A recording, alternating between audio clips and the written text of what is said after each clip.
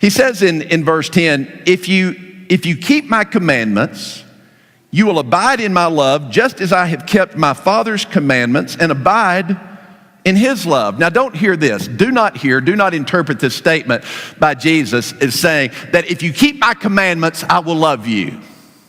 That's not what he's saying. If that's the way you want to interpret that verse, if you keep my commandments, then I will love you. That's conditional love. Anytime you hear the word then, if, I'll love you then if you do that, I'll love you if you do this, I'll love you when you do that, that's typical of human love. It's conditional love. He's not saying if you keep my commandments, then I'm going to love you. Because if you embrace that position, you find yourself back in the land of the law. This is what he's talking about. If you really understand what it is to love me, if you really understand my love, if you really love me, if you abide in me, if my home is in you and you've made your home in me, we're going to have the kind of relationship that is so kindred, that is so loving, you will want to please me. This will be foundational to you keeping my commitment. My commandments is that if you love me, this is something you're going to want to do.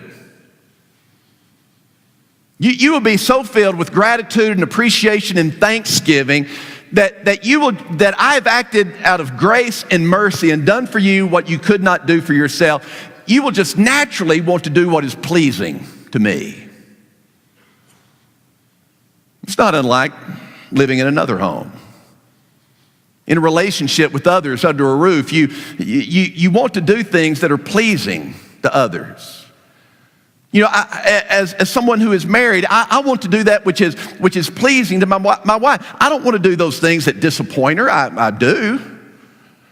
I don't want to do those things that make her angry. I want to do that because I love her, because we abide with one another. I want her to be pleased with me.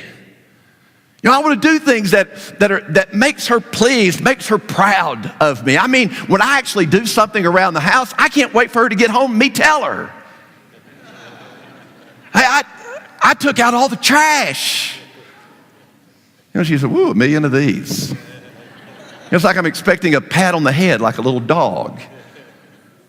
You know, I want to do that which is pleasing, and yet what I find so often among believers is they always want to go back to the law.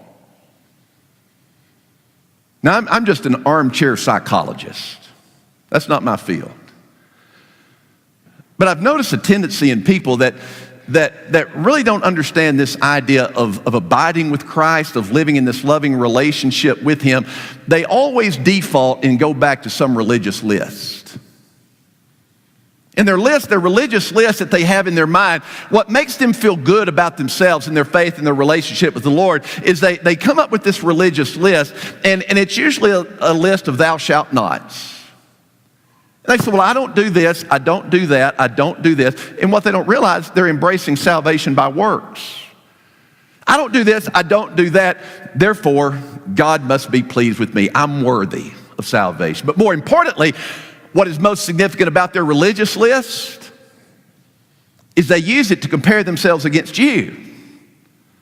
Because if you do something that is on their list that they don't do, they ascribe to themselves a merit that somehow they are more worthy. Well, they do that, I don't do that. Therefore, I must be more spiritual than they are. It's a faulty understanding. Because if we truly love Christ, if we abide in Him, if He is our home and His home is in us, out of that relationship, I just naturally want to do those things that are pleasing to Him. That's love's obedience.